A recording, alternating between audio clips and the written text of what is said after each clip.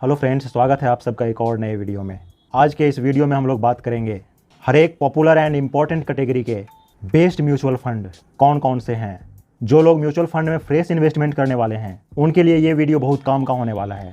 दोस्तों, मैं सभी पॉपुलर और इम्पोर्टेंट कैटेगरी का एक एक बेस्ट म्यूचुअल फंड बताने वाला हूं और यहाँ डिस्कस किए गए म्यूचुअल फंड्स आपके पोर्टफोलियो में नहीं है और तब भी अगर आपका पोर्टफोलियो अच्छा परफॉर्म कर रहा है तो उसमें आपको कोई भी चेंज करने का जरूरत नहीं है। लेकिन आपके पोर्टफोलियो में अगर कोई ऐसा म्यूचुअल फंड पड़ा है जिसमें आपको कन्विक्शन नहीं आ रहा है तो आप इन म्यूचुअल फंड से रिप्लेस कर सकते हैं। हाँ, लेकिन यहाँ एक बात का जरूर ध्यान रखिएगा कि कोई भी फाइनेंशियल डिसीजन लेने से पहले अपने फाइनेंशियल एडवाइजर से सलाह लेना नहीं भूलिएगा या फिर खुद से भी एनालिसिस जरूर कर लीजिएगा। यहाँ हम लोग जो भी म्यूचुअल फंड सेलेक्ट किए हैं उसमें कुछ कंपलसरी क्राइटेरिया को देखे हैं। वो है फर्स्ट कि वो फंड कितना पुराना है ताकि हम लोग उस फंड का प्रीवियस रिकॉर्ड ट्रैक कर सकें। और अगर कोई फंड 5 साल या 10 साल में बहुत अच्छा परफॉर्म किया है तो ऐसा तो कोई कंपलसरी नहीं है कि वो आगे भी अच्छा परफॉर्म करेगा, लेकिन इस बात का संभावना बहुत ज्यादा होता है कि वो फंड आगे भी बहुत अच्छा परफॉर्म करेगा। सेकेंड, AUM की बात करेंगे। AUM भी अच्छा खासा होना चाहिए ताकि अगर मार्केट क्रैश हो ताकि फंड मैनेजर को फंड मैनेज करने में कोई समस्या ना हो और वो फंड को अच्छे से मैनेज कर सके। और तीसरा, हम लोग रोलिंग रिटर्न देखेंगे। रोलिंग रिटर्न कहने का मतलब है कि 1 साल, 3 साल,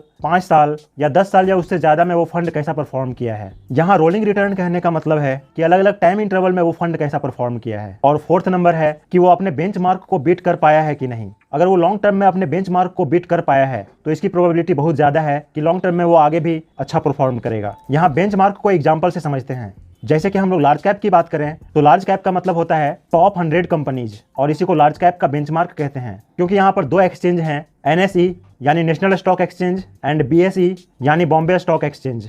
तो यहाँ दोनों में 2 इंडेक्स होते हैं। तो NSE में निफ्टी 100 TRI और BSE में BSE 100 TRI बेंचमार्क इंडेक्स होता है। यहाँ TRI का मतलब होता है टोटल रिटर्न इंडेक्स। इसी तरीके से अलग अलग इंडेक्स के अलग अलग बेंचमार्क होते हैं। आप गूगल में अलग अलग इंडेक्स के नाम जैसे कि स्मॉल कैप, फ्लेक्सी कैप और साथ में TRI लिखेंगे तो आपको वो बेंचमार्क इंडेक्स मिल जाएगा। तो यहाँ तक में आप बेंचमार्क का मतलब समझ गए होंगे। और हम लोग जो भी फंड कंसीडर करेंगे वो लॉन्ग टर्म में अपने इंडेक्स के बेंचमार्क को आउट परफॉर्म कर रहा होगा। तो चलिए सबसे पहले बात करते हैं large cap and mid cap fund का। और इस कैटेगरी में जो फंड सेलेक्ट हुआ है वो है कोटक इक्विटी अपॉर्चुनिटी फंड। ये फंड 11 साल पुराना है और ये फंड लॉन्ग टर्म में अपने कैटेगरी एवरेज से आउट परफॉर्म भी किया है। इसके एक्सपेंस रेशियो की बात करें तो 0.5% है। AUM की बात करें तो 25,000 करोड़ से ज्यादा का है और इसका benchmark Nifty large cap mid cap 250 TRI है। और चार्ट पर देखेंगे तो लॉन्ग टर्म में अपने बेंचमार्क इंडेक्स को आउट परफॉर्म किया है। और अगर लंबे समय में अपने इंडेक्स को आउट परफॉर्म किया है तो इसकी प्रोबेबिलिटी बहुत ज़्यादा है कि आने वाले समय में भी ये फंड अच्छा परफॉर्म कर सकता है। Next category flexi cap fund की बात करें तो इस कैटेगरी का फंड बहुत पॉपुलर होता है क्योंकि इसमें फंड मैनेजर के पास पूरा फ्रीडम होता है कि वो जितना चाहे, जिस परसेंटेज में चाहे, मार्केट कंडीशंस के हिसाब से वो लार्ज कैप, मिड कैप या स्मॉल कैप में कहीं भी इन्वेस्ट कर सकता है। इसलिए पोर्टफोलियो में कम से कम एक फ्लेक्सी कैप फंड होना ही चाहिए। और यहाँ जो हम लोग फ्लेक्सी कैप फंड सेलेक्ट किए हैं वो है बहुत ज़्यादा पॉपुलर फंड पराग पारिक फ्लेक्सी कैप फंड। ये फंड भी 11 साल पुराना है और लंबे समय में अपने कैटेगरी एवरेज को भी आउट परफॉर्म किया है। इसका एक्सपेंस रेशियो 0.63% है और AUM 81,000 करोड़ से ज़्यादा है। निफ्टी 500 TRI है और चार्ट में देखेंगे तो अपने बेंचमार्क को लॉन्ग टर्म में आउट परफॉर्म भी किया है। इसके रोलिंग रिटर्न की बात करें तो ये पिछले 10 साल में 18.9% का रिटर्न दिया है, पिछले 5 साल में 25.59% का रिटर्न दिया है और लास्ट 3 ईयर में 16.97% का रिटर्न दिया है और लास्ट 1 ईयर में 34.82% का रिटर्न दिया है।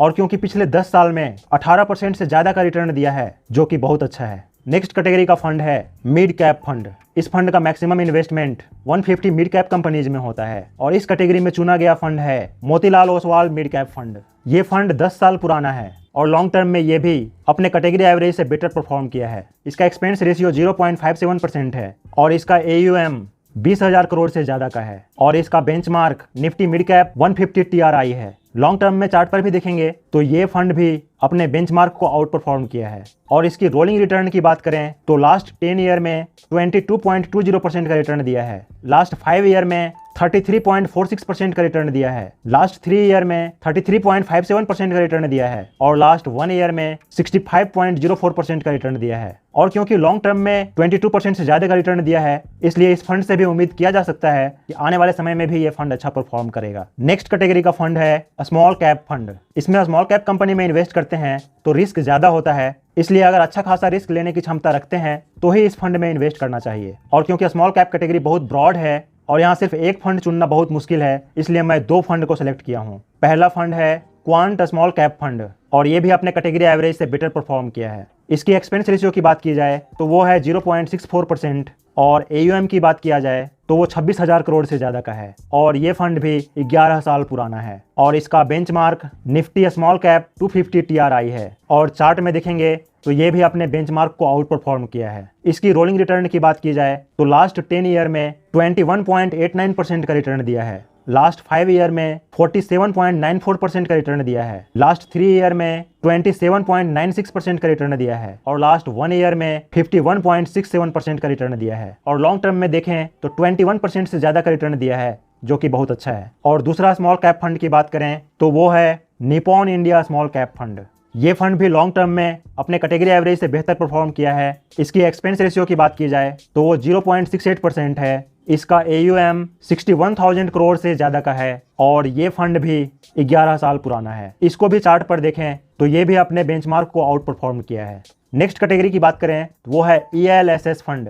ELSS का मतलब होता है इक्विटी लिंक्ड सेविंग स्कीम और इसमें 80C के तहत टैक्स में बेनिफिट मिलता है। और इसमें क्योंकि 3 ईयर का लॉक इन भी होता है तो जो लोग जोश जोश में आके समय से पहले बाय या सेल कर देते हैं, उन लोगों के लिए ये फंड बहुत अच्छा होता है क्योंकि इसमें 3 साल का लॉक इन पीरियड होता है। और इस कैटेगरी का जो बेस्ट फंड है वो है Mirae asset ELSS tax saver fund. ये टर्म भी लॉन्ग टर्म में अपने कैटेगरी एवरेज से बेटर परफॉर्म किया है। इसका एक्सपेंस रेशियो 0.61% है। इसका भी AUM 24,000 करोड़ से ज़्यादा का है और ये फंड 9 साल पुराना है। इसका भी बेंचमार्क निफ्टी 500 TRI है। चार्ट पर देखें तो ये भी अपने बेंचमार्क को आउट परफॉर्म किया है। अब नेक्स्ट कैटेगरी की बात करें तो वो है इंडेक्स फंड और ये इंडेक्स फंड सारे इक्विटी फंड के कंपैरिजन में रिलेटिवली सबसे कम रिस्की होता है। ऐसे तो सारे इक्विटी फंड्स बहुत रिस्की होते हैं, लेकिन रिलेटिवली इंडेक्स फंड सबसे कम रिस्की होता है। और इस कैटेगरी में हम लोग सेलेक्ट किए हैं निफ्टी 50 के लिए। ये फंड भी अपने कैटेगरी एवरेज से लॉन्ग टर्म में बेहतर परफॉर्म किया है। इसका एक्सपेंस रेशियो सिर्फ 0.1% है और ये फंड भी 11 साल पुराना है और इसका बेंचमार्क निफ्टी 50 टोटल रिटर्न है। नेक्स्ट फंड निफ्टी 50 इंडेक्स पर बेस्ड है और वो है ICICI prudential Nifty next 50 index fund. ये भी फंड अपने कैटेगरी एवरेज से बहुत अच्छा आउट परफॉर्म किया है। इसका एक्सपेंस रेशियो 0.31% है। इसका AUM 6,000 करोड़ से ज़्यादा का है और ये भी फंड 11 साल पुराना है और इसका बेंचमार्क